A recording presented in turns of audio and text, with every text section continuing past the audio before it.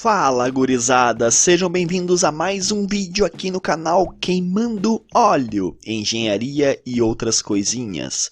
Eu sou o professor Luiz Roberto e já sabe, se não é inscrito, inscreva-se no canal, já deixa o seu like para dar aquela fortalecida, compartilhe este e os outros vídeos com os teus colegas, ative o sino de notificações para ficar por dentro das novidades e comentem. Todo o feedback é extremamente importante para melhorar a qualidade audiovisual do nosso canal.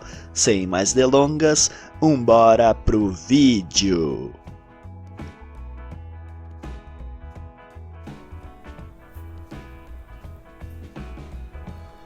Então tá, pessoal, vamos para mais uma aula referente ao conteúdo de dinâmica. Então a aula de hoje vai tratar justamente da parte de cinética de partículas, a segunda lei de Newton.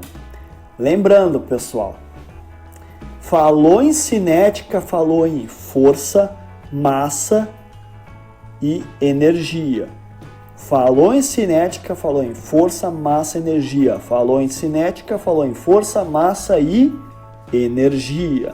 Então nós vamos tratar no capítulo 12 do nosso livro do Beer Johnston, nona edição, Mecânica Vetorial para Engenheiros, na parte de dinâmica, capítulo 12, ainda sob a ótica da partícula. Partícula não tem definição, assim como um ponto. É localizada no espaço através de coordenadas, se concentra todos os efeitos em um ponto e a geometria da partícula ela é inexistente, contrariando, sendo o oposto de um corpo rígido, em que as dimensões do corpo rígido, no que diz respeito aos momentos, é importante. Então, pessoal, vem comigo, vamos estudar essa parte da cinética de partículas. Basicamente, nós vamos estudar sobre forças. Todo este material é baseado nas notas de aula do professor Oller, da Universidade Tecnológica do Texas. Então, pessoal, vem comigo com bastante calma, que a aula de hoje é mais tranquila do que a cinemática. A cinemática estuda a geometria. A cinética é a relação da força, da massa e da energia, e aqui nós vamos descobrir finalmente o porquê do movimento, o porquê das coisas, as causas do movimento, tá bom? Então vem comigo, vamos lá com bastante calma. Nós vamos tratar da segunda lei, da quantidade de movimento linear de uma partícula, sistemas de movimento, falar de alguns exemplos, ir para a quantidade de movimento angular e aí finalizar a nossa aula, tá? Este conteúdo não aborda as forças gravitacionais, as forças entre planetas, as leis de Kepler. Não vamos tratar disso, vamos tratar somente da segunda lei de Newton do movimento e as suas implicações, tá bom? Vem comigo, vamos lá! Então, a primeira e a terceira lei de Newton são suficientes para o estudo de corpos em repouso. Então, para a estática, a primeira e a terceira lei. Só que, quando a gente está em dinâmica, é importante justamente a segunda lei. Quando um corpo acelera, ou seja, tem mudança no módulo, ou ainda tem a mudança na velocidade, a segunda lei é importante. Nós já sabemos da física que vai ser força igual a massa vezes aceleração, que o somatório das forças que agem no corpo é igual a massa vezes aceleração. Mas vamos com calma, vamos devagarzinho, vamos deduzindo todo esse conteúdo, tá bom? Vem comigo, vem com calma. A segunda lei de Newton diz que a partícula terá uma aceleração proporcional ao módulo da força resultante agindo sobre ele na direção e sentido dessa força resultante. Então assim, aqui eu abro um parênteses bem interessante. Na cinemática, a necessidade de vetorização é muito grande. Tu como aluno, tu tens que ter um nível de vetorização muito grande na cinemática. Já na cinética, esse nível diminui um pouquinho, até que nós vamos chegar lá no estudo de trabalho, energia, no estudo de métodos energéticos, que daí a questão de vetorização ela quase que não aparece.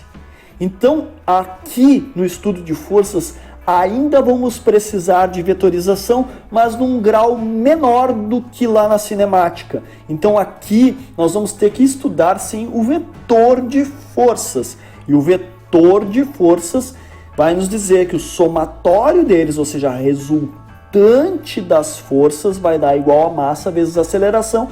Lembrando que a aceleração também é um vetor. Então vem comigo, vem comigo. A resultante das forças que age sobre uma partícula é igual à taxa da variação da quantidade de movimento linear da partícula. Segura esse conceito. Eu estou querendo dizer que eu tenho uma nova grandeza física, que é a quantidade de movimento linear. A quantidade de movimento linear de uma partícula, quando eu faço uma taxa de variação nela, eu vou igualar isso ao somatório das forças. O que seria taxa de variação? Lembra, gurizada? Taxa de variação é justamente eu variar com uma das variáveis que influenciam naquela grandeza física. E aqui, quando a gente está trabalhando no domínio do tempo, quando eu falo taxa de variação, é justamente a variação ao longo do tempo. Seria o pontinho, né? Assim como a velocidade, a taxa de variação da posição ao longo do tempo, tornando o x ponto, a quantidade de movimento linear, que a gente vai chamar da letra L, vamos ter o L ponto, e isso é igual a força. Vem comigo, vamos com calma, faz as tuas anotações, vamos bem devagarzinho, bem na manha que a gente vai conseguir, tá bom? A soma dos momentos em relação ao ponto O das forças vai ser justamente igual à variação no tempo da quantidade de movimento daí angular. Então, quando tu fala em quantidade de movimento linear, tu falou em força. Quando tu fala em movimento, em quantidade de movimento angular, tu tá falando em momento. Falou em força, quantidade de movimento linear. Falou em momento, falou em quantidade de movimento angular. Tá bom? Esta vai ser a grande diferença. Então, se eu fizer todo o somatório de forças, eu tô falando com L. Se eu fizer todo o somatório de momentos, eu vou estar falando com H. Vamos chegar lá e vamos concluir a aula com isso, tá bom? Vem comigo, vamos lá. A segunda lei de Newton. Se a força resultante agindo sobre a partícula não é zero, ou seja, se tem uma força que não é zero, então ela tem uma aceleração. E é proporcional a esse módulo. Então, para onde estiver orientada a aceleração, a força assim estará. Então, para onde está orientada a aceleração, a força sim estará. Para onde a aceleração está orientada, a força sim estará, tá bom? Para onde vai a aceleração, a força vai atrás. Para onde a aceleração vai, a força vai atrás. Para onde a aceleração vai, a força vai atrás. É o que está aqui no nosso slide. Temos a aceleração 1, temos a F1, temos a aceleração 2, temos F2, temos a aceleração 3, temos F3 e temos a nossa resultante. Então, o que acontece? Eu posso relacionar a F1 dividido pelo A1, eu posso relacionar a F2 dividida pelo A2, a F3 pelo A3 e assim sucessivamente. Esta divisão me dá uma constante e essa constante é a massa da partícula. Então, a força é vetorial, a aceleração é vetorial e quem une os dois é uma constante. E essa constante é a massa, ok? Então, se tu tem a orientação espacial da cinemática para ter a aceleração, tu vai ter por tabela também da força, ok? Vamos lá, vem comigo, vem devagarzinho. A aceleração deve ser avaliada com relação ao sistema de referência newtoniano, ou seja, usando uma referência que não esteja em aceleração ou rotação. Isso é muito importante. A nossa aceleração, ela tem que ser em relação a um sistema de referência que não se move, que está fixo. Então, o nosso sistema de coordenadas global geralmente está fixado, não se move, não rotaciona, não tem aceleração. E a partir dele que a gente pode vetorizar todas as nossas partículas no espaço. Vem comigo, vem comigo. Tá? Se uma força que atua sobre a partícula é zero, ela não acelera. Ou seja, permanece estacionária ou continua em linha reta com velocidade constante. Esse aqui é um postulado muito clássico, a gente já sabe que é assim, ó, se não tem força, então a partícula fica estacionária ou ela continua em movimento retilíneo uniforme. Movimento retilíneo uniforme. Movimento retilíneo, linha reta. Uniforme, velocidade constante. Então, se a força é zero, ou ela fica parada ou em movimento retilíneo uniforme. Ou ela fica parada ou em movimento retilíneo uniforme. Ou ela fica parada ou em movimento retilíneo uniforme. Tá bom? Tá aprendido? Vamos lá. Então tá. Depois que tu entendeu o que é a força, já que ela é uma quantidade vetorial, ela depende de uma constante, que é a massa, é uma constante inercial, a massa ela não é um vetor, ela é uma constante. E depois que tu entendeu da aceleração e da vetorização da aceleração, então, meu amigo, vamos agora para o quantidade de movimento linear. E o que é essa grandeza física? Essa grandeza física relaciona a taxa de variação de uma velocidade com o que? Com a força. Lembrando que taxa de variação de velocidade é uma aceleração. Então o que a gente vai fazer?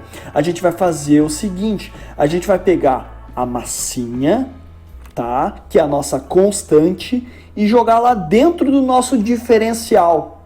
Concordam comigo que a somatório de forças é igual a massa vezes aceleração? Concordam.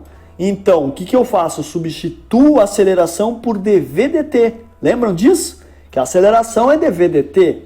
E ela é vetorial, porque a velocidade também é vetorial. Mas aí a gente vai pegar a constante m, a massa, e jogar lá dentro. Jogando lá dentro, nós temos d dt do quê? De mv. E esta é a nova grandeza. M vezes v é a quantidade de movimento linear de uma partícula de massa m. Então, a quantidade de movimento linear, que é uma grandeza física vetorial, a gente chama de L e é igual a mv. Lembrando que o v é vetorial. Para onde vai a velocidade, vai a quantidade de movimento linear. Então, segura esse conceito. Quantidade de movimento linear é L, é m vezes v, tá bom? Então, se tu tem uma partícula num ponto aqui e num ponto depois, a diferença entre elas naqueles instantes vai dar o quê? O somatório de forças. Sente só. O princípio da conservação da quantidade de movimento linear. Se a força resultante da partícula é zero, a quantidade de movimento linear da partícula permanece constante. Então, se a variação da quantidade de movimento linear da partícula, então nós temos força. Ou seja, se eu voltar aqui, se nós temos a variação do L em relação ao dt, ou seja, a variação da quantidade de movimento linear, eu dou igual ao somatório das forças. Se isso é zero, eu estou querendo dizer que esta variação aqui é constante. Então, a quantidade de movimento fica constante, tá bom? Então tá, se eu tenho dois pontos, dois tempos, eu faço a diferença da quantidade de movimento linear e aí eu vou ter o somatório delas como sendo igual a força, tá bom? Então, somatório de forças é igual ao L ponto. O somatório de forças é igual a dl dt. Então, vamos lá? Somatório de forças é igual a L ponto, somatório de forças é igual a DL dt. Além disso, somatório de forças é igual a massa vezes aceleração, ou seja, somatório de forças é igual a mx dois pontos. Ou seja, mx dois pontos é igual a mdv dt, o que a gente já sabia, e é exatamente isso. Ok? Então, a quantidade de movimento linear é L, é mv, e dl dt é igual ao somatório das forças. Ok? Tá bom? Vamos dar mais um passinho. Agora vem uma parte mais light. Então, tu já sabe o conceito de força, inclusive a definição. Tu já sabe o conceito da quantidade de movimento linear, inclusive a definição. E a relação entre eles, entre força e quantidade de movimento linear. As duas conversam muito bem. Então tá, agora nós vamos para uma parte um pouquinho mais simples, um pouquinho mais tranquila, que é o sistema de unidades. E o sistema de unidades que nós utilizamos é o Sistema Internacional de Medidas, em que massa é em quilograma, aceleração é metros por segundo ao quadrado e força em newtons. E a massa é em quilogramas e a aceleração é metros por segundo ao quadrado. Então, o que acontece? O que eu quero dizer é que 1 quilograma vezes metro por segundo ao quadrado dá newtons, ok? Então é isso aí. Esse é o nosso sistema de unidades. 1 newton, 1 quilograma vezes 1 metro por segundo ao quadrado. Só que existem outros sistemas, como as unidades americanas, que usam pounds. Então tá, 1 pounds, né, é 1 pound dividido por 32,2 fits por segundo ao quadrado. Aí nós estamos numa situação em que nós estamos trabalhando com as unidades americanas. Geralmente nos nossos problemas a gente converte tudo para o sistema internacional, ok? Então não precisem se preocupar com isto. Para fins de concurso não vai cair isso aqui, tá? E se cair, tu tem como elaborar um recurso solicitando quais são as referências daquele concurso para que tu use unidades americanas e não use as unidades do SI. Então tu tem como te defender e te resguardar num concurso também. Por isso que os concursos trabalham com o sistema internacional, para não ter problema, ok? Vamos lá, próximo slide. Equações de movimento. Bom, nós vamos utilizar então a partir da segunda lei de Newton, que diz que o somatório de forças é igual a massa vezes aceleração. Eu estou querendo dizer o seguinte, que eu tenho uma partícula com massa m aqui, eu tenho uma força F1 para cá e uma F2 para lá. Se eu fizer o somatório dessas forças, o somatório vetorial, ele vai me dar uma resultante que vai ser igual a ma. É basicamente isso. Então isso é bem simples. Para eu resolver um problema, vai depender do meu sistema de coordenadas. Se o meu sistema de coordenadas é retangular, então eu vou abrir essas forças em x, y e z. Ou seja, eu vou ter os vetores unitários I, J e K, ok? Então eu vou ter o somatório de forças em x igual a massa vezes aceleração em x, o somatório de forças em y igual a massa vezes aceleração em y, e o somatório de forças em z igual a massa vezes aceleração em z. Essas três equações, por assim dizer, elas representam o cerne da dinâmica. Porque o cerne da estática é fazer esses somatórios e igualar a zero. E na dinâmica não, tu iguala igual a massa vezes aceleração, tá bom? Então vem comigo, vamos lá. Para componentes transversais, a ideia permanece as mesmas. Então, se tu tem componentes transversais e radiais, tu vai fazer a mesma coisa, vai fazer a decomposição vetorial alinhada com as acelerações. Então tá, eu vou ter uma componente tangencial, Ft, e vou ter uma componente normal.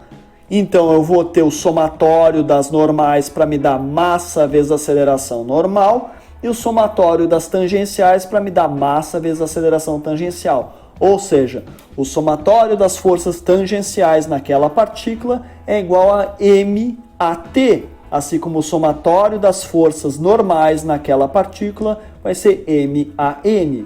Só que a aceleração tangencial, vocês lembram da aula anterior? AT, aceleração tangencial, é dv dt. Aceleração tangencial é dvdt. Aceleração tangencial é dvdt. Agora, a aceleração normal é v ao quadrado sobre ρ. A aceleração normal é v ao quadrado sobre ρ. A aceleração normal é v ao quadrado sobre ρ, onde ρ é o raio da curvatura, ok? Lembrem da aula passada. Então, vem comigo, vamos lá. O próximo slide trata do que a gente chama de equilíbrio dinâmico.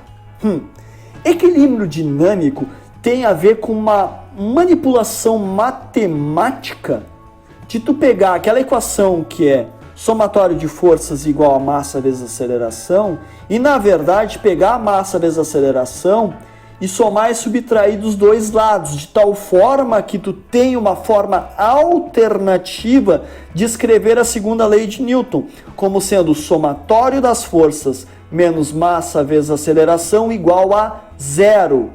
Isso aqui quer dizer o seguinte, que menos ma equivale ao vetor inercial, ou seja, observem esta figura.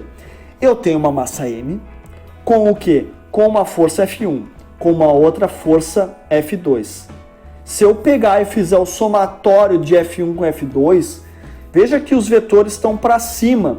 Vai ter um vetorzinho apontando mais ou menos para cá se eu fizer a resultante. Se eu voltar no slide, vocês vão enxergar isso. Vocês estão vendo ele aqui? Está para cima. Olha bem como é que está esse vetor. Mas dá para escrever como sendo equilíbrio dinâmico. Aí eu pego esse vetor e multiplico pelo negativo. Então ele fica lá para baixo. E aí o que eu quero dizer é que o somatório de todos estes vetores tem que ser igual a zero. É só uma forma diferente de escrever a mesma lei.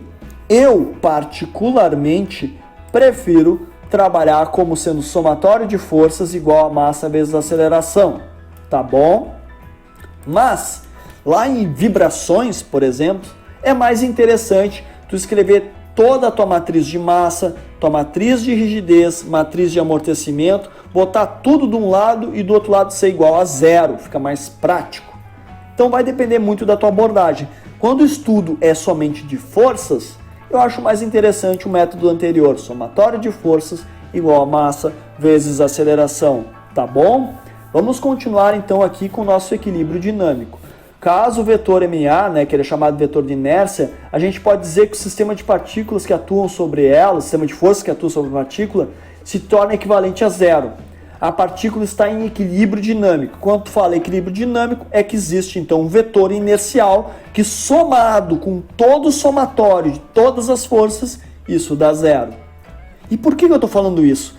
Isso cai em concurso, pode cair numa questão teórica, ele chama lá do vetor inercial, e aí ele te enrola e tu acaba errando a questão. Então, muita atenção, isso aqui é bem questão de caráter eliminatório em concursos, tá? Aí existem vários métodos desenvolvidos para isso, como as forças coplanares, que são representadas por um polígono vetorial, e outros métodos, tá? Então, olha só, se tu enxergar aqui nas componentes tangenciais, tu vai ver o quê? Tu vai ver que tu tem dois vetores inerciais. Um vetor inercial referente a normal e outro referente a tangencial. E aí, somando todas elas, tu dá igual a zero. Aqui, tu vai ter uma única equação com somatório das todas as forças, F1, F2 e F3, mais os vetores inerciais, vai somar tudo numa única linha e vai dar igual a zero. Se eu voltar ao slide, aqui tu não vai fazer isso. Tu vai ter que escrever duas equações, uma para tangencial e outra para normal. Aqui não. Quando tu faz o equilíbrio dinâmico, soma-se todo mundo igual a zero. Em alguns casos, isso pode ser interessante. Então tá, sobre este slide em específico, tomem cuidado em alguma questão teórica que pode te enrolar com isso aqui. Então leia bem esse parágrafo, esses pontos e faça o desenho. Lembre-se, ainda vamos precisar desenhar muito, tá bom? E eu gosto muito de utilizar as equações do movimento e não o equilíbrio dinâmico, tá bom? Preferencial meu, tá? Eu gosto das equações de movimento. Então tá, dito isso, vamos para um exemplo. É bem simples, muito simples. É o exemplo 12.1 do livro do Beer Johnston, tá? Nós temos o quê? Nós temos uma superfície. Essa superfície tem um atrito cinético μ de 0,25. Nós temos 900 newtons aqui, uma carga P sendo aplicada, que a gente não sabe, e um ângulo formado de 30 graus. Como é cinética de partícula, não me interessa a forma do bloco, eu vou concentrar a força num ponto aqui, ok? Então, um bloco de 900 newton está repousando sobre o plano. Encontre o módulo da força para ter uma aceleração de 3 metros por segundo para a direita. Super tranquilo. É somatório de forças e decomposição vetorial. Tá feito carreto. Só não te esquece de calcular a força normal, tá bom? Então, deve-se separar a equação do movimento em duas componentes ortogonais, uma para x e outra para y. E as incógnitas é P e a reação normal N, tá? Então, tu tem duas equações, duas incógnitas, tá? Super tranquilo. Vamos lá? Como é que a gente resolve? A gente vai desenhar o quê? Diagrama de corpo livre. E a grande sacada para resolver problema de força é: faz o desenho, faz o diagrama de corpo livre, faz o somatório de forças, vê qual é o teu sistema de coordenadas, se são ortogonais, retangulares, cilíndricas, polares, enfim. Identifica cada um deles, identifica se tem ou não tem atrito e faz o somatório. É muito mais fácil do que cinemática. Pode ter certeza disso. Então tá, a gente vai resolver somatório de forças em x igual a MA. Então tá, tu tem que pegar a componente da P em x. Tu vai ver que essas duas não contribuem em nada, porque isso aqui é y, mas tu tem o atrito F. Então tu vai ter P cosseno de 30 menos 0,25 N, que é a nossa força normal. Vale lembrar que a força de atrito é oposta ao movimento e é a normal, que é a 90 graus com plano, vezes o coeficiente de atrito cinético, ok? Isso é igual a massa. Como é que eu sei que a massa é 91,74? Porque era 900 newtons. Aí tu divide pela aceleração da gravidade, ou seja, a massa é o nosso pesão lá de 900 newtons, W é peso, de weight, e é dado em newtons, divide pela ação da gravidade, e aí tu vai ter a massa. E a força normal é o atrito cinético, μk, vezes a normal. Então agora tu faz esse somatório, e aí tu vai descobrir quanto é que dá. Só que o P e o N são tuas incógnitas. Só na direção X tu não resolve. Nós temos que fazer também para Y. E para Y não tem nenhuma aceleração, não tem nenhum movimento. Ela está se acelerando somente para a direita, não está subindo nem descendo. Então tá, somatório de forças em Y é igual a MAY. A Y é 0, igual a 0. N menos P seno de 30 menos 900 newtons, né? Cuidado que esse N não é esse N, pelo amor de Deus, não me erra isso. E aí, tu resolve tranquilamente, vai descobrir o P, tá? E depois vai descobrir o N. Muito tranquilo. Esse problema é o mais usual de cair em concursos, porque tu consegue resolver ele em tempo hábil. Uma prova de 50, 70 questões, eles calculam ali mais ou menos 4 minutos a 5 minutos por questão, dentro das tuas 3 a 4 horas de prova, e aí essa aqui cai feito uma luva, tá? Então é uma questão que normalmente cai em prova, tá? Próximo exemplo. Exemplo 12.3. Esse aqui é um pouquinho mais elaborado porque ele utiliza o quê? Tensões no cabo. Lembrando que aqui tu tem uma tensão e aqui tu tem as tensões dividido em 2, porque são 2 cabinhos. Então tu tem 2 blocos. O bloco A e o bloco B, um de 100 kg, o outro 300 kg, e aqui 90 graus. Eles partem do repouso, então não tem nenhuma aceleração residual. Não há atrito entre o plano horizontal e a polia, não tem atrito, é desprezível. E assume-se que a polia tem uma massa desprezível em relação à ordem de grandeza dos blocos. Determine a aceleração em cada bloco e a tensão na corda. De novo, é somatório de forças. Para resolver esse problema, diagrama de corpo livre. Vamos lá? Então, escreve as relações cinemáticas dos movimentos dependentes. Vocês se lembram das aulas anteriores do movimento dependente, linearmente dependente de polias? Falou em polia, vai ter movimento dependente. E aqui nós temos 1 grau de liberdade. Então vamos lá, vem comigo para poder calcular as acelerações dos blocos. Vem comigo. Escreva as equações de movimento para os blocos e para a polia e combine as relações para resolver, tá bom? Então vamos lá. Primeira coisa é fazer um diagrama de corpo livre e esboçar aqui como é que é o nosso sistema de coordenadas.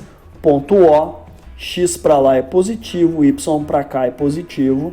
Nós temos nosso bloco A, nosso bloco B, as massas, e aí nós temos algumas relações, que a posição y do B é a metade da posição de A. Por quê? Porque aqui nós temos um comprimento e aqui nós temos 2.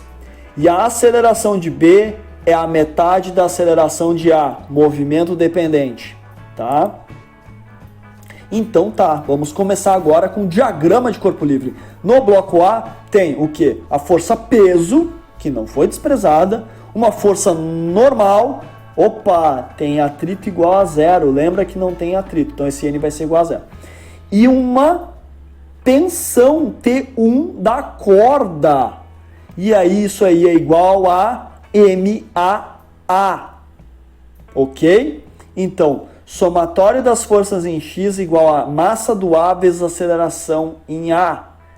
Como as nossas forças em X é só a tensão do cabo, fica a tensão do cabo igual a 100 vezes AA. Só que eu não sei o AA, eu posso descobrir o AA a partir da tensão. Então vamos lá, devagarzinho. Guarda essa equação. Vamos fazer o somatório de forças em Y do bloco B. Nós temos a tensão 2.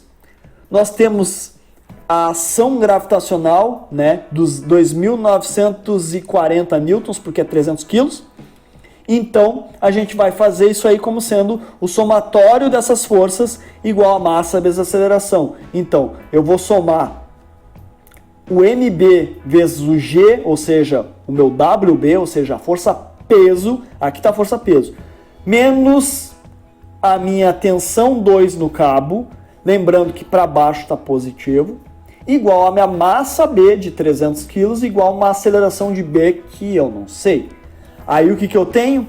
Eu tenho uma equação que diz que T2 é 2.940 newtons menos 300 AB.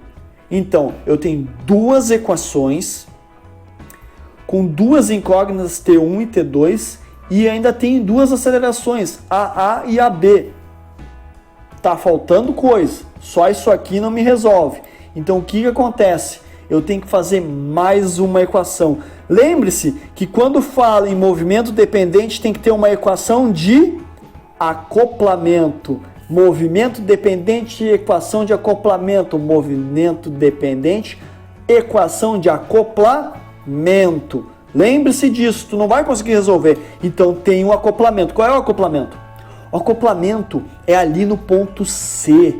No ponto C, nós temos duas tensões que vão acima e essas tensões, quando somadas, vão gerar lá a minha T1. Enquanto que aqui para baixo nós vamos ter um T2. O somatório dessas tensões, para que não ocorra o colapso, é igual a 0. E esta partezinha aqui, ela não tem aceleração. Então eu vou ter uma relação que me diz que T2 menos 2T1 é igual a 0. Basicamente, T2 é igual a 2T1. Ou seja, a minha tensão aqui é igual a 2 vezes T1, que é a mesma lá de cima. Então aqui tem um T1 que desce para cá em dois pedacinhos. O somatório desses dois T vai dar o meu T2. Então, T2 é igual a 2T1. E agora sim, eu acoplei tudo e eu consigo resolver. Combinando as relações cinemáticas, YB igual a 1 meio de XA e AB igual a 1 meio de AA, ou seja, quando eu tiver meu AA, eu vou ter meu AB, eu pego o meu T1, pego o meu T2, substituo na equação de acoplamento e eu tenho 2.940 menos 150 AA menos 2 sem AA e eu descubro o AA. Então, pausa o vídeo, Anota, desenha, refaz uma vez, 2 vezes, 3 vezes, na quarta vez tu faz sem olhar e na quinta vez tu psicografa. Sempre lembrando que aqui tu tem que ter bastante atenção na equação de acoplamento, tá bom? Então com isso tu vai ter o AA. E aí depois que tu tem o AA, tu consegue ter o AB e as outras tensões, ok? Qual é a dificuldade desse problema? Enxergar, evidentemente, que a tensão 2 no cabo é igual à soma de 2 tensões T1. Ou seja, a dificuldade é a equação de acoplamento, as relações cinemáticas. Ou seja, qual é a dificuldade? São as aulas anteriores. É o capítulo 11, que é mais difícil. O resto é bem tranquilo, tá bom? Este problema também cai em concursos, então tu tem que estar ligado, tem que treinar bastante, tá? Vamos lá. Próximo. Esse aqui é o mimoso de prova. É aquele que todo mundo gosta, que cai em prova. É certo que cai em prova. Exemplo 12.4. O plano inclinado. Nada mais interessante do que um plano inclinado para fazer decomposição de forças. Então, tu tem aqui um plano inclinado de 30 graus para o A, um bloco B, vai ter a normal dele, vai ter a força-peso. A força-peso vai ser verticalmente para baixo no sistema, mas a normal vai ser verticalmente para cima no plano. Então elas vão ficar meio que diferentes. Te liga. Um bloco de 54 newtons, ou seja, o peso dele é de 54 newtons, parte do repouso sobre uma cunha A de massa de 135, que é apoiado numa superfície horizontal. Despreza o atrito, sem atrito, determina a aceleração da cunha e a do bloco. Tá bom? Vamos lá. Então, o bloco é restrito a escorregar da cunha. Portanto, o movimento do bloco e da cunha são dependentes entre si. À medida que esse aqui vai descendo, a cunha pode ir deslizando para o outro lado sem atrito. Deve-se expressar a aceleração do bloco como a aceleração da cunha mais a aceleração do bloco em relação à cunha. De novo, é o famoso movimento relativo, ou seja, a aceleração B é igual à aceleração A mais a aceleração B em relação a A, ok? Vamos lá. Escrever as equações do movimento para a cunha e para o bloco. Encontrar as acelerações. E vamos lá. Diagrama de corpo livre. São 2 corpos, 2 diagramas. 2 corpos, 2 diagramas. 2 corpos, 2 diagramas. 2 corpos, 2 diagramas. Tu tem então aqui o A, com o CG do A, onde ele vai se deslocar. E o B, com o CG do B, e onde ele tem uma aceleração relativa, e onde ele vai acelerar em relação ao A, o ângulo de 30, também tem as forças. Então, o que nós temos? Que a aceleração do bloco B é igual à aceleração do A mais a aceleração do B em relação ao A. Lembrando que a aceleração de B em relação ao A é a diferença dos dois, tá bom? Então, isso aqui é cinemática, ok? Beleza. Vamos lá. Vamos agora para o diagrama de corpo livre com as forças. Primeiro do bloco e da cunha. Vamos aqui, nós estamos trabalhando com a cunha. Então, tem a normal da cunha, normal 2, o peso da cunha, o ângulo de 30 e uma normal 1, que vai ter a outra normal 1 apontada para outra direção em relação ao bloco. O somatório dessas forças é igual a massa vezes a aceleração que desliza para a direita. Somatório em x igual a MAAA, vai ser N1 seno de 30 igual a MAAA. Só que o MA tu obtém através do quê? Dos peso do A. E o peso do A, se não me engano, é 135. Então aqui tu consegue ter uma relaçãozinha legal. Já para o bloco, tu vai ter que desenhar o bloco bem bonitinho, com o peso do bloco, a normal do bloco, como eu havia dito, que ia ser diferente, eles não iam estar alinhados, igual que massa vezes a aceleração do A e a massa vezes a aceleração do B em relação ao A. Tem duas aqui. Ai, ai, ai, ai, ai. Então, o que tu vai ter? Somatório em x igual a MBAX, que é igual a MB, vezes o quê? Vezes uma partezinha que é referente ao AA, 30 graus, menos a aceleração do B em relação a A. Muito cuidado aqui. Por isso que o desenho é fundamental para tu entender esse somatório. Senão não dá certo, tá bom? E aí tu vai chegar nessa relação em que a aceleração de B em relação a A é a aceleração de A cosseno de 30 mais G seno de 30. Ou seja, tá quase lá a nossa resposta, tá? Precisamos de mais uma equação que é o somatório de forças em Y, MBAY igual a MB menos AA seno de 30, e com isso a gente consegue, né, ter mais uma relação para resolver nossas equações. Pausa o vídeo, faz as tuas anotações, faz o desenho, vai com calma, repete uma vez, duas vezes, três vezes, na quarta vez psicografa e segue o baile. Aqui tu tem que ter uma grande visão de vetorização, e o maior problema aqui é o quê? É a física envolvida e a cinemática. Pode ter certeza que o mais difícil aqui não é a parte de cinética, e sim a cinemática. Tá bom? Vamos lá? Mais um pouquinho. Resolvendo as equações, a gente vai chegar numa relação escabrosa, que é a aceleração de A igual a G, peso do B cosseno de 30, dividido por duas vezes o peso do A, mais peso do B seno de 30. É resolver as equações. Então assim, ó, até aqui é diagrama de corpo livre, cinemática e muita calma, certo? Depois que tu obteve as equações, tu poderia, por exemplo, aqui fazer o somatório de Y também, só que ele não te contribui em nada. Tu vai dizer que o peso de A é igual a normal 2. Não vai te ajudar em nada, até porque tu não tem aceleração vertical de saída, tu só tem aceleração horizontal, tá bom? Então, o somatório de forças em Y aqui não te ajuda nada, mas aqui, como está todo decomposto, tu vai ter para X e para Y, vai precisar das duas. Aí tu vai ter três relações, esta relação e esta relação. E agora tu tem que resolver o sistema de três equações. Tu pode resolver para as acelerações, pegando duas equações, e aí tu vai dividir uma pela outra e vai chegar no AA.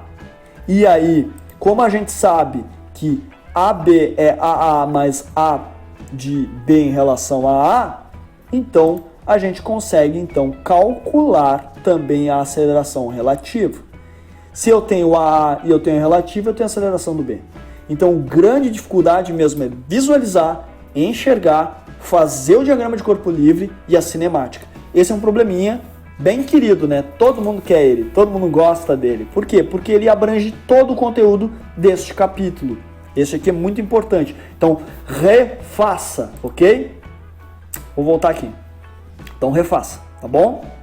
Nós vamos para mais um exemplo. Também queridinho de prova, e eu gosto muito. Eu adoro esse tipo de exercício, porque a minha formação é engenharia mecânica, né? A minha formação é engenharia mecânica, e eu gosto muito de vibrações. E o pêndulo é xodozinho de vibrações. Então tá, nós temos aqui, ó, um ponto fixo O, um comprimento de 2 metros, L, uma massa M e 30 graus. O pêndulo de 2 metros descreve um arco de um círculo em um plano vertical. Se a tensão no cabo é 2,5 vezes o peso do pêndulo, encontre a aceleração e a velocidade, tá? Esse é mais tranquilo, tá bom? Então vamos lá. Resolver a equação do movimento em componentes transversal e normal. Bem tranquilo, aqui é mais tranquilo. Resolver as equações dos componentes para aceleração normal e transversal. Resolver a velocidade. E vamos lá. Bem tranquilo.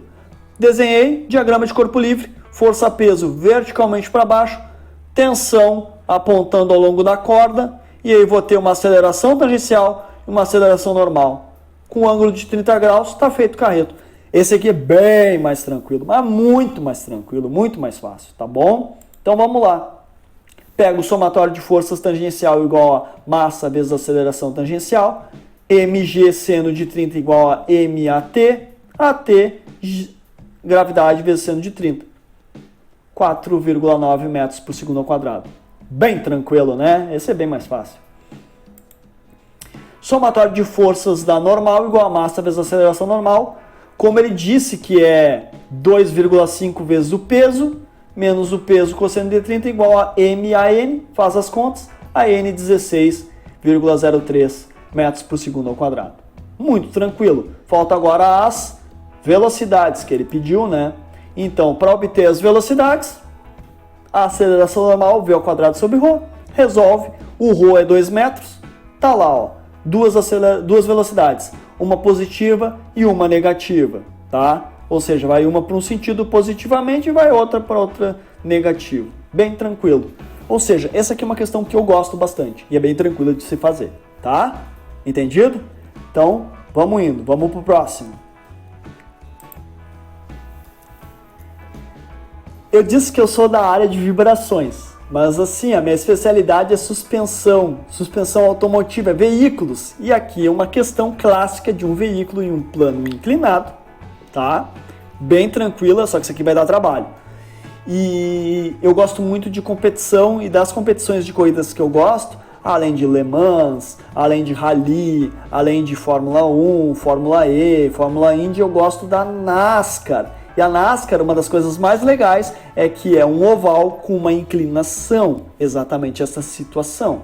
Nós temos um veículo que é representado por uma partícula, um ponto, com o peso dele, que é atuando verticalmente para baixo, o nosso eixo Y, um R, que seria a normal, né, com ângulo de 90 graus aqui, o plano inclinado de 18 graus e também entre o eixo Y e a normal, tu tem aqui 18 graus, que é o famoso os adolescentes, os alternos internos. Além disso, eu tenho plano normal aqui. Então, determinar a velocidade de segurança de uma curva inclinada de estrada com raio de 120 metros com inclinação lateral de 18 graus. Essa é uma questão muito importante e de engenharia mesmo, que é saber qual é a velocidade mais segura para trafegar sem que ocorra o descolamento do veículo com a pista. Então, esse é um exercício muito bom. Cai em concurso é um pouquinho mais difícil, porque ele tem mais trabalho, ele é mais trabalhoso. Mas pode cair também, tá bom? Mas eu acho esse aqui mais direcionado para o projeto de engenharia mecânica. Então vamos lá. A velocidade de segurança de uma curva com inclinação lateral é a velocidade com que o carro pode trafegar sem que nenhuma força de atrito lateral seja exercida em suas rodas. Então vamos lá. O carro percorre um caminho horizontal circular com uma componente normal da aceleração dirigida para o centro da trajetória. As forças agindo sobre o carro são o seu peso e a reação normal. Então tem o peso e a reação normal, tem uma aceleração que vai para dentro, certo? Então ele vai trafegando assim. Ok? Tá bom? Vem comigo, vamos lá. Decompõe a equação do movimento do carro em normal e vertical. Resolva para a velocidade e vamos lá. Então, diagrama de corpo livre. Sempre falou em força, diagrama de corpo livre. Não tem como sair disso aí. Então tem todas as forças. Eu tenho a força aqui, eu tenho o peso, eu tenho a normal e igual a massa vezes aceleração apontando para o centro. E o ângulozinho de 18 graus. Segura essas informações. Determinar a velocidade nominal com raio de 120. Então nós vamos ter que calcular a aceleração normal e dividir por 120, tá? E inclinação de 18. Então tá, resolva para a velocidade do veículo. Lembrando que a aceleração normal é v ao quadrado dividido por ρ, então v ao quadrado é g vezes ρ vezes a tangente de θ. Bem tranquilo. Decomposição vetorial, tá bom? Então, para eu ter todas essas equações, eu tenho que resolver o somatório de forças em y igual a zero, já que eu não tenho nenhuma aceleração para cima e para baixo resultante, eu só tenho aceleração na componente n, na componente normal. Então eu tenho essa relação de que o raio é o peso dividido pelo cosseno do teto. E também na normal, eu vou ter esta relação aqui, que é o peso dividido pelo cosseno de θ, vezes o seno de θ, que é o peso pela gravidade, v ao quadrado sobre ρ. Resolvendo isto, a gente consegue ter então a velocidade do veículo. Não é difícil, basta olhar aqui nosso diagrama, fazer o somatório em y, somatório em x, né, no caso em n, e lembrar que a aceleração normal é v ao quadrado sobre ρ. É só obter a aceleração normal. com as nossas duas equações. Refaçam esse exercício. Ele parece ser complicado, mas não é, tá? Vamos lá, essa é a nossa velocidade, ok? Então, pausa o vídeo, faz as suas anotações com muita calma, refaz 1, 2, 3, 4, 5 vezes até entender, ok? Maiores dúvidas, dá uma olhadinha no livro, tá bom? Vamos então para a parte que se estende para o final da nossa aula, que é a quantidade de movimento angular. No início da aula nós falamos de força e que o somatório de forças é a taxa de variação da quantidade de movimento linear. Basicamente, somatório de forças igual a L ponto. Se eu pegar uma força e multiplicar por um braço de alavanca, eu vou ter um momento. Vocês se lembram isso das físicas, da física clássica mecânica.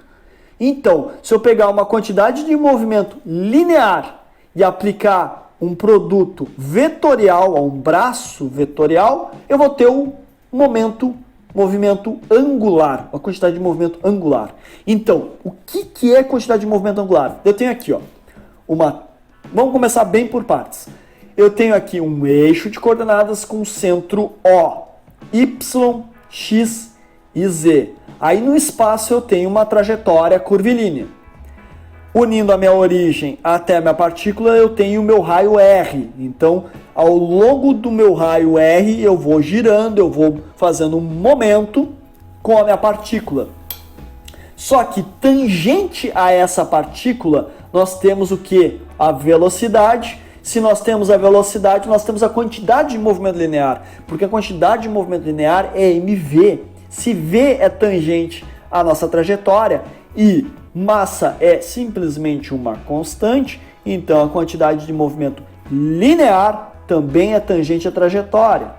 Então está tangente à trajetória, deixa eu só pegar aqui meu mousezinho, e o ângulo formado pela continuação do R em relação ao nosso vetor da quantidade de movimento linear, a gente chama de φ.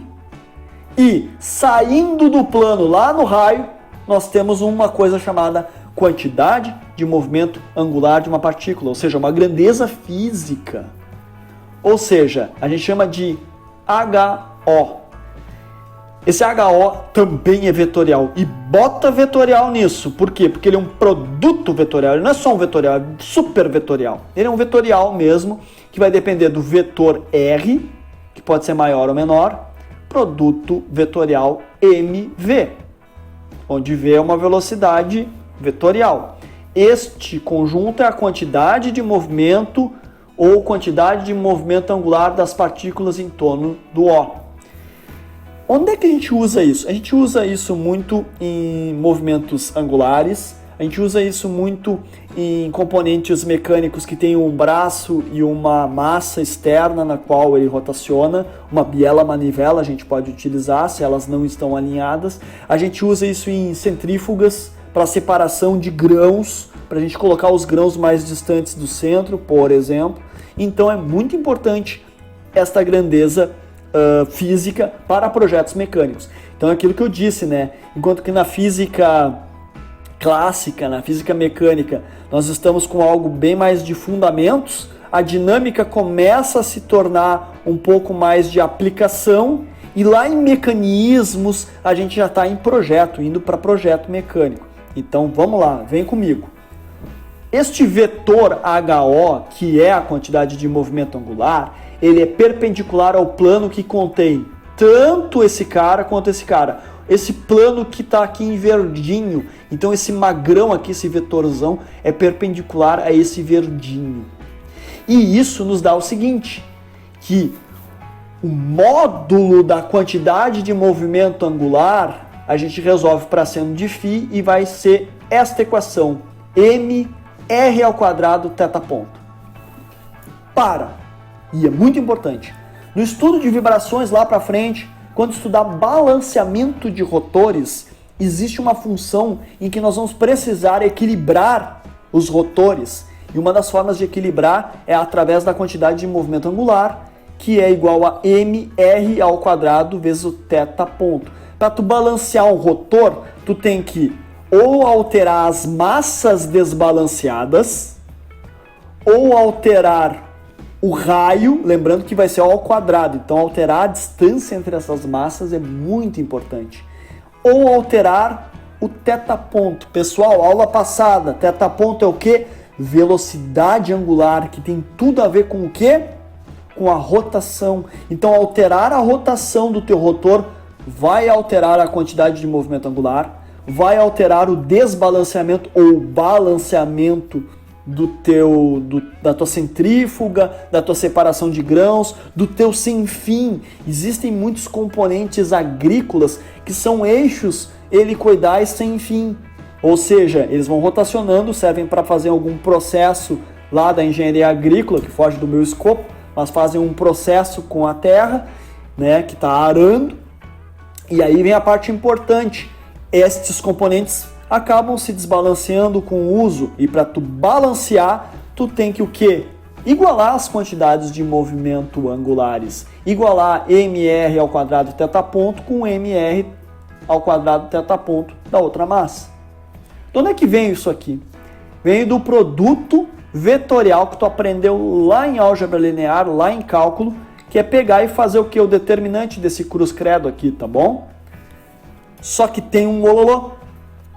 Pessoal, se a derivada da quantidade de movimento linear dá o somatório de forças, ou seja, somatório de forças igual a L ponto, adivinha, se eu pegar o meu HO e derivar em relação ao tempo, eu vou ter o somatório do quê?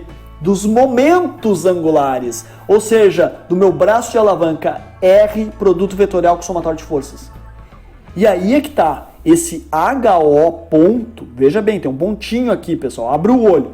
Ele é justamente o produto vetorial da velocidade com a massa vezes a velocidade, mais o que? O produto vetorial do raio com a massa vezes a aceleração.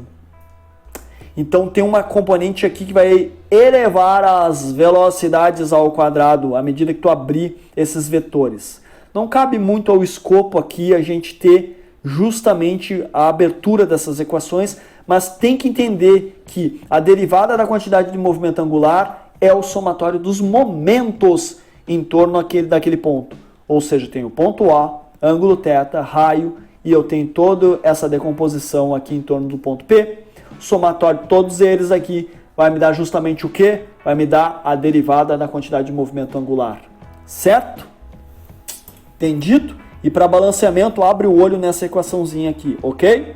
Pausa o vídeo, faz as tuas anotações, faz o desenho, faz ali o produto vetorial desse cara aqui, abre essas equações aqui, ok? A segunda lei de Newton é a soma dos momentos em relação a O das forças que agem sobre a partícula como sendo a taxa da variação na quantidade de movimento angular da partícula. Então, a partir da segunda lei de Newton é que a gente pode escrever que H ponto, né, é igual ao somatório dos momentos, ok? Isso aqui mais tarde vai ser extremamente importante no princípio de D'Alembert, tá bom? Então, pessoal, eu acho que a gente está indo para o finalzinho da nossa aula, né? Vamos agora para equações em componentes radial e transversal. Lembra-se, nós abrimos lá as equações em componente tangencial e normal, agora a gente vai pegar radial e transversal, ou seja, coordenadas polares. É a mesma coisa, pega aqui o θ, pega o raio, tem a massa, tem em relação ao θ, que faz 90 graus com o raio, e tem a extensão do raio. Somatório das forças radiais é igual a massa vezes a aceleração radial. A aceleração radial, lá da cinemática, aula passada, R dois pontos menos R θ ponto ao quadrado. Somatório das forças transversais é igual a massa vezes a aceleração transversal. Vai ser massa vezes R θ dois pontos mais 2 R ponto θ ponto. Abra o olho nisso, mas tem como resolver essas equações aqui utilizando a cinemática da aula anterior. Se você parar para pensar, se tu parar para pensar, é bem mais tranquilo agora do que antes, né? Antes a gente abriu tudo isso. Então, se tu tens dúvidas, pausa esse vídeo, abre o vídeo anterior do capítulo 11, reveja e refaça as tuas anotações, ok? Este resultado também pode ser obtido através da nossa somatório, né? Da nossa quantidade de movimento angular, né? Que é igual a mr θ dois pontos a gente faz o produto vezes o somatório do θ, faz essa dedução e vai chegar na mesma resposta. Aqui é só preciosismo, tá, pessoal? Não precisa dar muita bola. O importante são essas duas equações aqui, que vêm lá da cinemática, que vêm lá das componentes radial e transversal, lá das coordenadas polares, ok? Então, isso aqui que é importante. Esse aqui já é preciosismo, esse aqui que é importante, ok? Então tá. Quantidade de movimento angular e a sua conservação.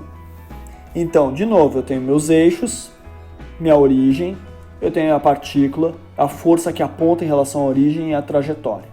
Quando apenas a força que atua sobre a partícula é dirigida em direção ou para longe de um ponto fixo, a partícula está se movendo sob uma força central. Então, quando ela aponta para lá ou aponta para o centro, uma força central, centrípeta ou centrífuga, tá? Como a linha de ação da força central passa por O, tu vai ter o quê?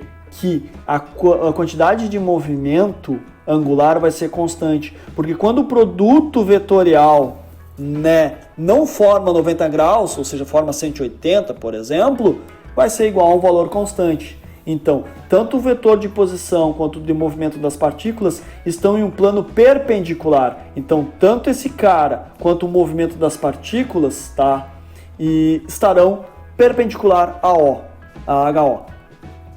Então, o que acontece? Acontece que eu posso pegar o meu HO, fazer R mv seno de φ igual a uma constante, ou mr quadrado θ 2 pontos igual a uma constante. E isso acontece quando eu conservo a quantidade de movimento angular, ou seja, eu preciso estar em ações de forças centrípetas ou centrífugas. E aí eu consigo fazer uma manipulação e ter justamente isso, ó, que HO dividido por m igual a r ao quadrado θ ponto. E isso é uma constante, ou seja, eu posso pegar a quantidade de movimento angular e dividir pela massa unitária. É por isso que a gente consegue fazer o balanceamento de rotores, porque essa quantidade de movimento angular, o módulo dela, vai dar constante quando a gente está associando com as forças centrípetas ou centrífugas. Qualquer força que não é centrípeta e não é centrífuga, aí nós não vamos conseguir transformar isso em algo constante. Aí ele vai ser um valor que vai depender do que? Do ângulo φ e do ângulo θ, principalmente do ângulo φ, ok? Então, pausa o vídeo, escreve todas as anotações e lembra que isso vai dar um valor constante. E isso é importante para quê? Para o balanceamento. E isso é o que? A conservação da quantidade de movimento angular, tá bom? Então, por exemplo, quando a gente faz os diferenciais e abre de um pontinho P para um outro pontinho P', nós vamos ter o que? O dθ, um dA, e o dA é o que? É r dθ. Na verdade, o dA é 1/2 de r ao quadrado dθ. Há uma relação do r dθ com o dA. Então, com isso aqui, a gente vai fazer o dA dt, e com isso nós vamos ter 1/2 de r ao quadrado θ ponto. E isso vai nos dar a velocidade real com que essa partícula veio deste ponto para este ponto ao longo dessa trajetória. É 1/2 de r ao quadrado θ ponto. Lembrando que θ ponto é velocidade angular e depende da rotação. Então a rotação em que aquele eixo sem fim se movimenta, que aquela separadora de grãos rotaciona, isso influencia não só o desbalanceamento e o balanceamento, como também a velocidade das partículas, de tal forma que se tu aumentar muito a rotação, tu vai aumentar muito o θ ponto, e as partículas mais distantes do centro O vão ter uma velocidade muito alta, uma energia cinética associada, vamos aprender mais tarde, mas uma energia cinética associada muito grande e podem saltar para fora do teu separador de grãos. Esse é um dos maiores problemas do processo de tamborilamento, em que tu quer separar as componentes. Se tu aumentar muito a rotação, as que estão mais na parte externa podem saltar para fora. E aí caem as peças. Então, muito cuidado nisso, tá bom? Então, lembrando que r ao quadrado θ ponto é uma constante ao longo da força central. Isso vai nos facilitar bastante, porque a velocidade real vai acabar sendo sempre constante, tá? Então, quando uma partícula se move sobre uma força central, sua velocidade radial real é constante, certo? a velocidade radial vai ser constante, porque este valor vai ser sempre constante, ok? Acho que é o nosso último problema para finalizar a aula. E é claro que eu tenho que falar, né, do nosso bracinho em movimento e do nosso colar. Exemplo 12.7. Nós temos um raio, um θ ponto igual a θ ponto zero. Nós temos um bloco B, uma velocidade radial, enfim. Está muito na cara que são coordenadas polares, está muito na cara que é um movimento radial, né? É um movimento transversal. O bloco B de massa M desliza sobre esse braço sem atrito, que gira uma taxa constante de θ ponto zero. Sabe-se que o B é lançado a uma distância R0 de O, então vamos expressar tudo em funções de R, as componentes e tal. Esse aqui é um problema bem acadêmico, né? Ele não costuma cair em concursos. Isso aqui é importante para tu parametrizar e fazer depois o teu projeto do quê? Do teu braço e do teu colar, ok? E qual seria o θ máximo para evitar com que isso saltasse para fora, tá bom? Então vamos lá. Escreve as equações radial e transversal do movimento para o bloco e integra a equação, tá bom? Substitui as informações para encontrar a força. Então, diagrama de corpo livre, o θ, força, a radial e a transversal. A gente já sabe que a radial vai ser igual a 0, que é igual a mr dois pontos menos r θ ponto ao quadrado. E aí nós vamos ter uma transversal que vai ser uma f qualquer, tá bom? E aí nós vamos integrar a equação radial para encontrar justamente a nossa velocidade. Então a gente pega aqui R dois pontos é VR ponto, que é dVr dt, que é dVr dr, dr dt. O que é isso aqui, pessoal?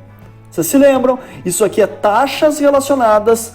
Como o R é função do tempo, como o V é função do tempo, eu posso multiplicar e dividir pelos dRs e eu vou chegar nesta relação que VR vezes dVr dr é igual a R dois pontos.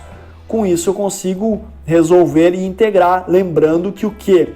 Que o nosso VR vai vir justamente de R θ ponto ao quadrado. Como a gente sabe que o θ ponto ele é dado por θ ponto zero, que é o dado do problema, a gente vai chegar nesta relação aqui do VR. Então, pausa o vídeo, taxas relacionadas, deduz, pega as informações que tu tem aqui das equações e aí tu vai chegar no VR ao quadrado, ok? Substituindo as informações do meu VR ao quadrado aqui, eu vou ter justamente o valor da força, que vai ser 2m θ0 ao quadrado, r ao quadrado, menos r0 ao quadrado, raiz quadrada. Então eu vou saber qual é a força que atua sobre o bloco e qual seria o limite dessa força para que não salte fora o bloco. Ou seja, o limite vai ser quando o meu R, deixa eu voltar aqui, voltar mais uma, quando o meu R for totalmente o comprimento, né, do meu braço, ok? Aí eu vou saber qual é a força máxima que faria o bloco saltar. Eu acho que é isso, pessoal. Então, a aula de hoje tratou do quê? Da cinética de partículas, que é o somatório de forças igual a massa vezes aceleração. Vamos relembrar da questão da quantidade de movimento linear, que é o L, e o L ponto é igual ao somatório das forças, assim como o HO ponto é o somatório de momentos. A quantidade de movimento angular se conserva nas forças centrípetas e centrífugas, ou seja, alinhadas às forças centrais. Isso significa que eu vou ter um R, vou ter um θ ponto, né, que vai ser igual a uma constante, ou seja, isso vai me ajudar no quê? No balanceamento e desbalanceamento de rotores. Então, eu acho que com todo esse apanhado a gente consegue fechar o capítulo 12, a gente está excetuando os movimentos interplanetários e as leis de Kepler, e agora a gente pode ir para o próximo capítulo, o capítulo 13, que se refere à energia, a trabalho. Então lá no 11 nós estávamos com uma altíssima vetorização, uma capacidade de abstração que tinha que ser muito alta. Agora, a vetorização já não é tão absurda, a gente usa as equações anteriores para resolver aqui. E o próximo capítulo, a vetorização é praticamente anulada, porque os métodos energéticos não precisam das orientações espaciais, tá bom? Então, pessoal, eu vou ficando por aqui, me despeço e até o próximo vídeo.